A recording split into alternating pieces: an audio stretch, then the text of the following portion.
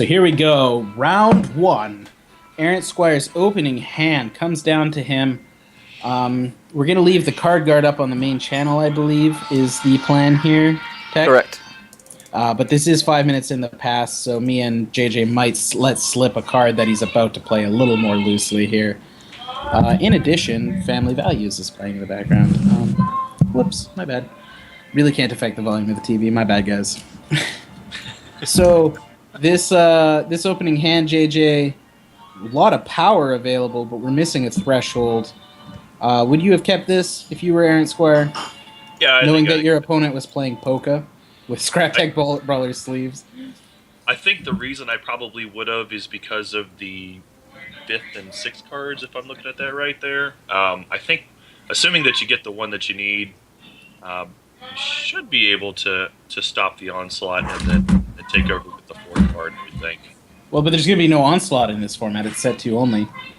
Not the onslaught card. The onslaught of his troops. That should be 2 packs right there. Another 4 packs added to the price. Oh, come on. That doesn't count. That's an actual card. Yeah, no, it is, but it's in the wrong format. Wait, you're getting that picky now, Penta? No. So ErrantSquire tunneling his own Scrap Tech Brawler underground. When that surfaces, he will gain 3 resources for the turn, and assuming he can find a single ruby threshold, he is going to spice up the board. He's going to spice up Mos Eisley's life, who is running Blood Ruby, so Orcs, but he's got a tunneled troop, and obviously the Orcs aren't known for tunneling, because tunneling is for cowards like the Dwarves and the Shinhair. The tunneling is fine. It's interesting, though, that he didn't have another play to follow it up, though. Yeah, I wonder if that's going to be a Scrap Tech Brawler chain coming out soon or something else. Or possibly Isley is going to respond to ErrantSquire's play with the mirror, and we might see a showdown between 2 fierce entities. ErrantSquire does indeed find, for those of you that can't see, he did just draw another Ruby Shard, which is going to open up the plays coming out. He uses Running Deer's power and goes to 25 health, swings with Warrior of Andronicus, which activates Fishersmith. Well, the Warrior of Andronicus immediately dies. That does let Charles know at least one thing about his deck. He is not running any Inspire in that Blood Ruby, as, of course, that would be an infraction of the rules. Wrathwood Master Moss is the replacement for the Warrior of Andronicus, and a 5/5 for 4 with an incredibly relevant ability is an awesome follow-up. That other tunnel troop, though, the Wakizashi Ambusher, will not only lower permanently the Wrathwood Master Moss's attack and defense, but when it turns into the Mossling, it retains those permanent debuffs, meaning the Mossling is a 2/2, JJ? Yes. What does a 2/2 do when it has -2, -2? It dies right away and never comes back. Ooh, it could come back. You could augmentedly awaken it, but I mean, it probably never comes back, yeah. Probably not in these shards. Yeah. The only way that wouldn't happen is if you had a way to immediately make the Mossling deal damage, like if you had a boulder toss to do in that interim. Oh, I wonder if that would work. I bet that's not tested. So, I think it just immediately goes away. That's true. The Scrap Tech Brawler pops up. The Ultimate Art Scrap Tech? No, that's the regular Scrap Tech Brawler there. Yeah. Now, with 8 resources available to him, ErrantSquire chooses to play the 8/8 Arborean Rootfather out of his hand, wow. which has the direct damage and speed gems.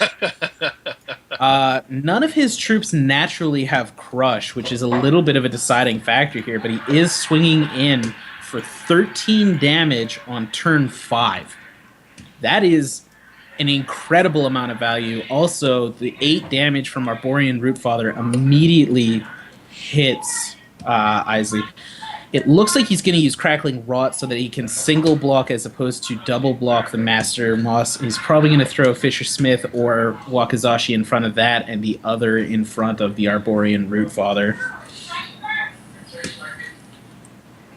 But yeah, if you like playing big troops, I mean, this is definitely the deck to do This it. format, yeah. Not only is this the deck to do it, but this is the format with so little removal available. Yes. There is more call to just big troops dominating the field. ErrantSquire not playing with sleeve. Not playing with sleeve. Little. You can see when his opponent used that crackling rot, he just shook his head. He's like, "Yeah, it doesn't matter." 5 minutes ago, he was not impressed by his opponent's play. But but in response to that, I will say, ErrantSquire, no sleeves. Wow. Wow.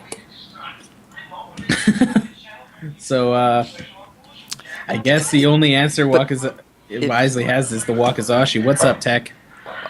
You have like amazing cards like the Aborian Brute Father, and you're playing without sleeves. It's gonna drop in value once it starts getting nicks and things, right? You gotta protect your Maybe. cards. Gotta protect your cards, yeah. I mean, that's really what it comes down to. Um, that Wakazashi Ambusher will buy a turn, because once again, the Arborian Root Father doesn't have Crush. I think this main one follow-up Zakir, though, is probably the nail in a coffin nobody asked for. So swinging with... Oh! Yeah. No. He passed his turn afraid of a Fishersmith Yep. and was correct, making the proper play. I think had the Fishersmith surfaced, it would have been okay. Army of the Arcane Cinder, though. One of the very few possible answers for Isley at this point.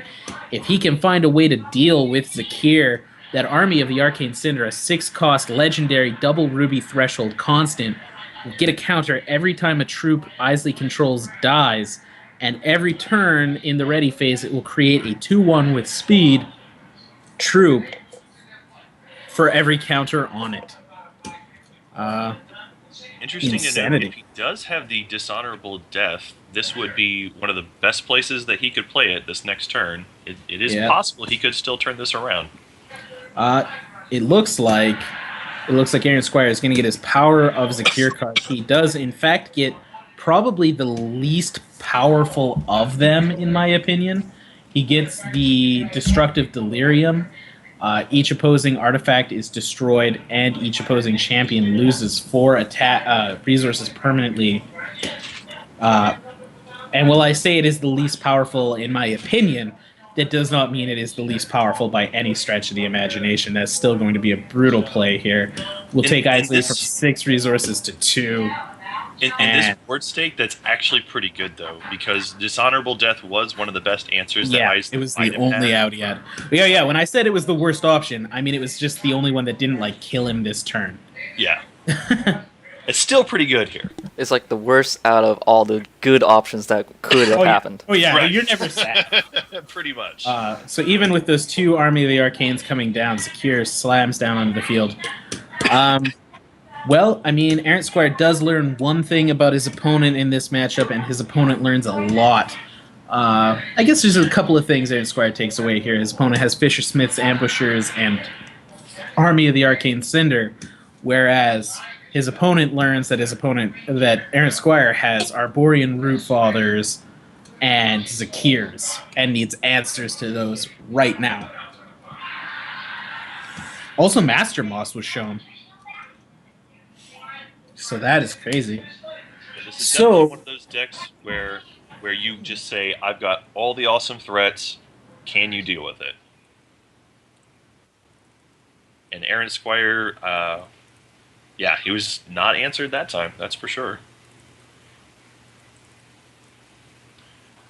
Does the opponent have a way to convert into a faster deck for this next round? I wonder. Well, Blood and Ruby are typically pretty fast shards as far as this goes, but like the first game, I don't know if it was just the hand that he had, but it was like multiple tunnelers and kind of a slower mid-rangey kind of feel to the pace of the game. So I wonder if he has a way to accelerate that, speed it up a bit for the next run.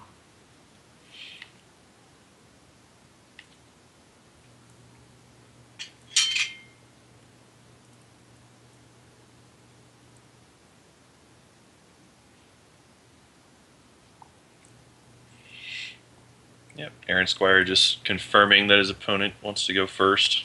Yep. In case you guys haven't been paying attention, if you lose the first or second game, you have the choice of going first or drawing first in the next game. That's just proper play. We don't have best out of 3 matches. We do have the tournament structure available to us, but it's not very good for large scale tournaments. ErrantSquire looking okay here with his opening hand. I think I'd keep that in a heartbeat. Yeah, that looks great. Also, it looks like Isley mulliganed down to 6 cards in hand. And when you're going first, mulliganing down to 6 when your opponent keeps 7, especially in an aggressive troop-based format, is very difficult to deal with, actually. Yeah, it's pretty hard to overcome the card advantage. I agree.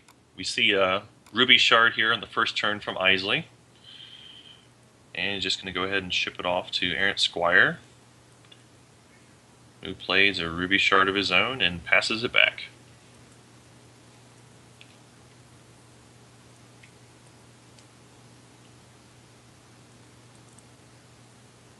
So Isley draws for his turn. He does have the blood this time. And he tunnels a troop. Tunnels a troop. That has to be Wakizashi Ambusher. I can't imagine for any reason that he would put down a Vicious Smith here unless he was afraid of like a very early... Like nothing in the format could have been out and attacking this turn. Psychotic Anarchist could have if double Ruby Threshold was attained, but it wasn't. Obviously, with a single tunneling counter, we now have a better idea of what Isley has. 4 cards still in hand, and things are getting a little bit sketchy here because this turn, it looks like we're going to see Scrap Tech Brawler into Warrior of Andronicus. I can't imagine that's not the play for ErrantSquire here. He's going to play the Wild Shark to get the double Threshold, slam both of these troops down onto the field, and next turn he is swinging with a potential 7 damage. And doesn't lose much even if it is a Wakizashi Ambusher Underground. There are no blood tunneling... I was about to say that. No, there are a couple of blood tunneling troops. What was I going to think? There are no orc tunneling troops. So it's not like an aggressive pop-out and scary thing underground. Right, these are all mid-range type cards. Yeah, Crackling Bolt, a response to Warrior of Andronicus. And Warrior of Andronicus is actually a pretty scary troop. I think it gets a lot of... It's lost in how valuable it is. It's a 3/3 for 3 with an ability to become a 5/5 once for 2 resources? Maybe 1. For 1, yeah. Which is a very powerful effect. And It's Monsoon. Shosny could be correct. It might be the thing. Also, guys, if you want to drop from the tournament, there is a form. You can feel free to ask for it. You just have to fill it out, your in-game name, your challenge name, and what you had. Colin was supposed to have been dropped. I think Colin didn't want to play. Hacky Channel is also dropping to eat lunch with his brother. Hopefully he's filled out the form. Thank you for coming along, guys. And you guys have a great afternoon. Thank you for playing. So, ErrantSquire played out the Wrathwood Master Moth and get immediately -2/-2. Whoa. Is my Skype still up? No. Apparently for Skype, I just lost JJ. Yeah, JJ's been dropping. I think he has some bad internet connections here. Okay. Anyways, Wrathwood Master Moth gets Wakizashi Ambusher twice and is now down to a 1/1. Yeah. And once again, like, if those Wakizashi Ambushers had been able to single block the Wrathwood Master Moss, he wouldn't have had to have worried about that because the Mossling would have died. But I guess that's the downside with the Wakizashi Ambusher, is that at a 2/1 base, it's actually really easy to come up and still not be good enough. Which makes me wonder how many other Shinhair Isley is running to possibly fuel its underground shenanigans. ErrantSquire playing down an Immortal Tears here, which he'll be using to find another shard later on, help thin out his deck. Plays a second Wrathwood Master Moss. That's scary, but now, despite the fact that he's on 25 health and his opponent's on 18, his opponent has 4 cards in hand, so for the first time in both games, I believe, actually has card advantage over ErrantSquire. ErrantSquire merely controls the board with a 5/5 Master Moss and a 1/1 Master Moss. The Shard of Savagery coming down from ErrantSquire, choosing to take his third Ruby Threshold, which we know he needs for Zakir should he have one. And he's going to crack his Immortal Tears in his main, which honestly, since he couldn't play the charge this turn, I think I would have just held on to it until my opponent's end phase, but it doesn't really change much. He swings with just his 5/5 Master Moss, which gets Crackling Rotted down to a 3/3, and I guess Isley is just trying to slow down the damage here. ErrantSquire doesn't feel the need to play out any other cards and moves on. Being that I can see his cards, there's still a lot of value in ErrantSquire's hand here. So even with 4 cards in Isley's hand and his charge power up, he's going to need to draw some way to remove those Master Moss. He chooses not to play anything. 3 blood, 1 ruby threshold on Isley's side of the field. He might be sitting on a couple of 5-cost cards. If he has, for example, Dishonorable Death in hand, this is the time to be worried about drawing in and using it. ErrantSquire can, of course, swing with that 3/3 Master Moss again, not afraid. The Wakizashi Ambusher cannot trade with it as the board state stands, and any trade it does make will be a 2-for-1. So here we go, the Crackling Rot again. Wakizashi Ambusher will still not block. Oh no, it will. Okay. And this block is now a 3-for-1. 2 Crackling Rots and a Wakizashi Ambusher in exchange. I mean, Yeah, yes, he answered the Moss, but that's a big price to pay. That was a huge price to pay. well, you have to consider the other Wrathwood Master Moss out there, so that's Well, I the guess Wakizashi still got value.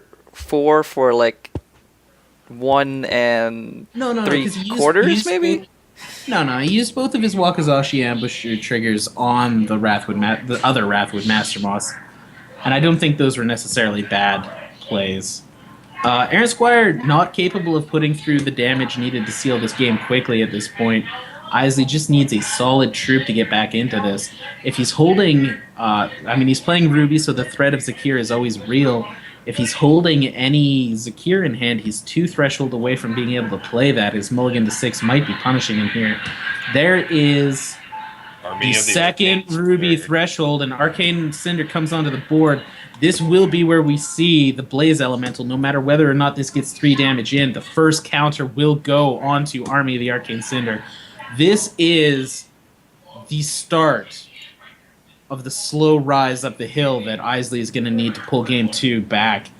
No matter what happens, the charge power Blaze Elemental dies at the end of turn, goes to the grave, and puts the first counter on Army of the Arcane Cinder, which is the most important counter, because now every single turn that will create a 2/1 with speed, and speed troops can attack and exhaust themselves the turn they come into play.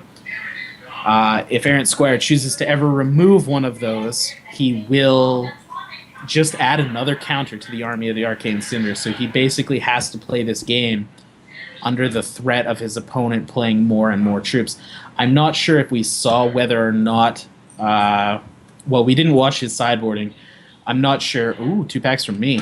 We didn't see the reserves from Charles, so we're not sure if he has a... Oh, wow! We're not sure if he has a way to answer the army. But Isley doesn't care. Finds a 3rd Ruby, top decks a Ruby, plays Zakir. Now he has a 5/5 Dragon of Destruction on the board, a 2/1 with speed, and he uses his charge power to create the 3/1 with speed. Wrathwood Master Moss at 1/1, not looking too good. Another counter going to go onto the Army of the Arcane Cinder, and unless ErrantSquire can answer Zakir, a Power of Zakir card coming in. Most of those could be just absolutely fatal.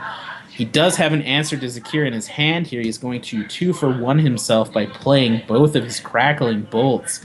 Now, the problem with this is it's going to put a third counter onto the army of the Arcane Cinder, and even with all of the life gain from Running Deer, ErrantSquire is in a lot of trouble here. The rush from the actual army of Walking Firemen is going to be real. JJ, do you think this was was a well played comeback, or was this just a little bit of ErrantSquire's deck not filling out after his opening hand? Like, I think his opening hand with 2 Wrathwood Master Moss and sufficient shards was pretty strong. He had this game on the ropes, but what has he drawn recently? So on paper, I think that the Master Moss is like seeing the double Master Moss in the opener is awesome, and I was thinking as well that that's a great hand. But the problem is Isley's deck is actually really well equipped to deal with Master Moss in particular. He's got a lot of shrinking effects. He's got the Wakizashi and the Crackling Rot, which, yeah, he did end up having to spend multiple removal spells on the case, but he is able to deal with Master Moss pretty well, not as well that he could deal with the Root Father or some of the other big threats that ErrantSquire's got. And it was really being able to delay until he got the army online. And once he got that going, I don't know that there was much that ErrantSquire would have been able to do to come back from that. I think that was really the tipping point of the game. I think Isley's deck is pretty well equipped to deal with the double Master Moss, though. Maybe. Man, I don't know. I'm not sure what direct damage ErrantSquire had to get through here to try to maybe pull this game back after that Zakir. I think a top deck Zakir was actually a very strong answer. And I'm not sure I agree with this play at all, actually. Isley using a Defy Death to return a Rise Again. Sorry. Rise Again, yeah.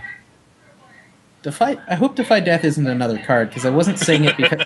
Well, no, I'm thinking about this because I don't remember another card in any other game named that. I was just because it's a cool name. Is it another Hex card? Whatever. I think he's showing his opponent too much information here. He's got a lot on lock. Really, the only answer ErrantSquire had was a Zakir, and he doesn't really have that as an answer anymore. He probably didn't need to show it, but it doesn't. Yeah, he probably didn't need to show it. You're probably right there. Yeah, I think showing that you have Rise Again is just a little bit of an issue here, because now Charles is going to have that information going into the next round, and it's not going to accelerate or change the board at all. Okay.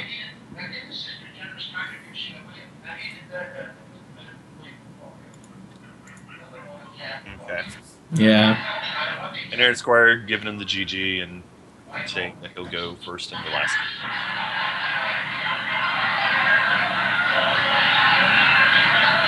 Who do you ask about a deck check extinction? You message 5 Shards in game. Scarrow is confirming his drop. There's a lot of stuff going on there. So, well, ErrantSquire making some changes now that I think might have been necessary for game 2. Not going to go too much into that. Request, yeah. So Scar's drop request is seen and entered. Awesome. Which is awesome. And Cat Eat Fish thinks the tipping point was top decking like 5 Shards. Yeah, it was absolutely a kick in ErrantSquire's face here to certainly doesn't help. And after a certain point, he could have drawn Arborian Rootfather and double Crackling Bolted for a win there. Yep. So he had outs, he just didn't find any. So we'll see. They're going into Game 3 in Round 3 of the Diamond Cup. ErrantSquire is 2-0, I believe. So both of these players should be 2-0 already. This is a pretty high-level match as far as the tournament is concerned. I want to address one of the comments in chat. Grum's making a good point. If ErrantSquire had top decked the Rootfather, he actually still could have won at that late stage of the game. Oh yeah. He was at 15. Well, yes, Sir Grum, he could have. and actually an argument could be made that perhaps Isley should have left. They can't block, can they? Yeah, can't block. The army guys always have to attack. So Yeah. The armies are always forced to attack. So, yeah. So Arborean Rootfather was still a win con. Thank you for pointing that out, because they are socketed with speed and direct damage. So that would have been 16 damage those turns. Unless, of course, Isley had a response. Like, I believe a Crackling Rot would have saved him. How much health did he have at the end of the game? yeah, if he had the Crackling Rot also, that would have been enough. Because the Crackling Rot would have reduced it to a 6/6, so it would have done 6 damage and then 6 more damage. I'm not sure if Isley was at 12 health exactly, though. He was pretty low. He might have been at 10. I'm sure somebody in chat will be like, hurrah, I know that this is the way. Thank you for playing, Scarrow. Honestly, it would have been awesome if people could have kept playing, because obviously getting the Cup of Fate tournament points is also a big deal, but I understand people wanting to go. You're awesome for coming and playing. So, we're here turn 3-ish. Looks like both players have matched a single threshold here. ErrantSquire is going to play and pop a Immortal Tears on his turn to find a shard, and he's going to do that instead of playing another card here. And he's got an interesting hand, and I'm trying to wonder what exactly does that synergize with in his deck. What's the plan there? I guess it's just to slow down his opponent because it doesn't hurt him, but still a valuable troop. His opponent plays Tormented Ritualist. A 2/1 for 3 becomes unblockable and gains an attack for the turn every time a shard or charge is earned. ErrantSquire is, of course, equipped for the aggro meta with Running Deer. That 5, potentially 10 health a game is a lot more than most people consider, especially in Constructed. A lot of people think that health gain is pretty weak. I think that 10 health really helped last time. Might have potentially saved the game. Yeah, all the extra health definitely puts it into a late game battle of attrition here. So a second of the troop I was commenting on drawn into ErrantSquire's hand. This is on a 5-minute delay. I'm of course looking at Philcape and wondering what it's doing there. Stink Troll, the target of Crackling Bolt, will be knocked into the grave. The charge gained will make the Tormented Ritualist +1 and unblockable for the turn, and a Blaze Elemental as an immediate follow-up for Isley. A little bit strange to see him throwing down the Blaze Elemental without worrying about his Army of the Arcane Cinder. I guess he's going for the hyper-aggressive victory here. Hard to say if that's the correct or wrong play here, because he did play a shard that he didn't need to that turn. Like, he wasted a charge, in my opinion. Right. Since he wasn't going to play anything at 1, I think the play there was to use Crackling Bolt and ignore your shard drop if you wanted to push through as much damage as possible. But we'll see. ErrantSquire, did he just draw a card there, or did he Arborean? He Arborean there. The Arborean. He's going to use a Crackling Bolt of his own to get rid of Tormented Ritualist. The sad part about that is it is now going to charge up what I can only imagine... Oh! It's not 3 turns. That's not a Wakizashi Ambusher, guys, because Wakizashi Ambusher has 3 tunneling. So you know what that's going to be? It's going to be Monsoon, Shogun of the Windajin.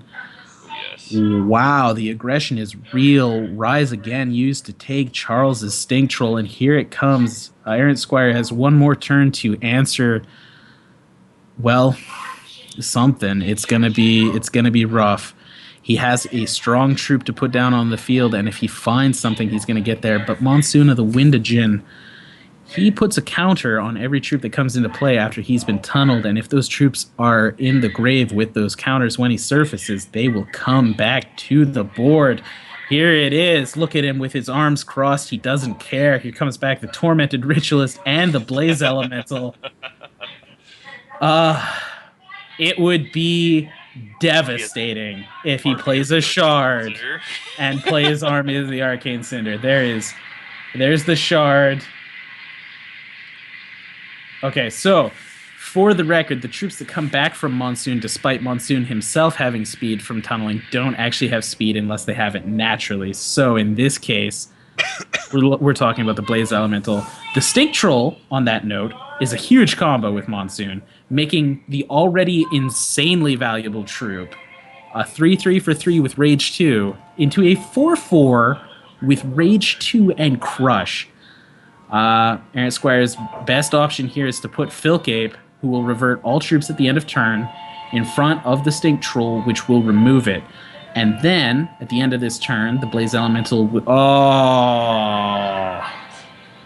he's gonna lose his Filcape here now. He really needed to keep that Filcape on the board.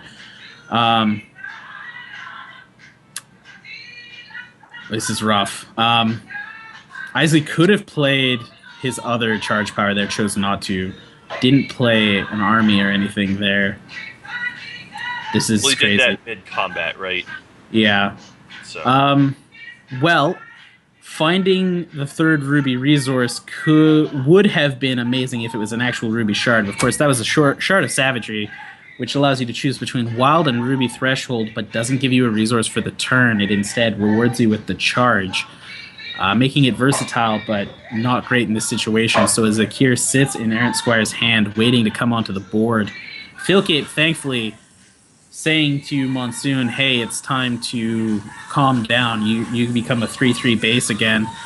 Isley throws down the Wakazashi Ambusher, played hard from his hand with the resources he already had on the board, no tunneling, turning Filcape into a 2/3, which puts it into range Crackling Bolt, which means the charge power Monsoon, Tormented Ritualist, is actually 2 points over. It's not exacties because of that rage, but it is enough now.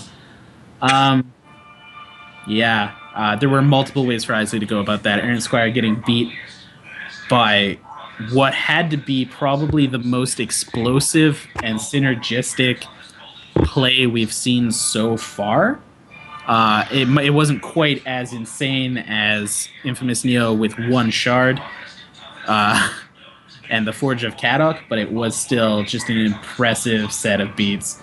So good games, ErrantSquire and Isley. Obviously, ErrantSquire will continue. He's 2-1. Isley will very, very, very assuredly continue at 3-0. Both of those are players that we expect to see high in the standings at the end of the day.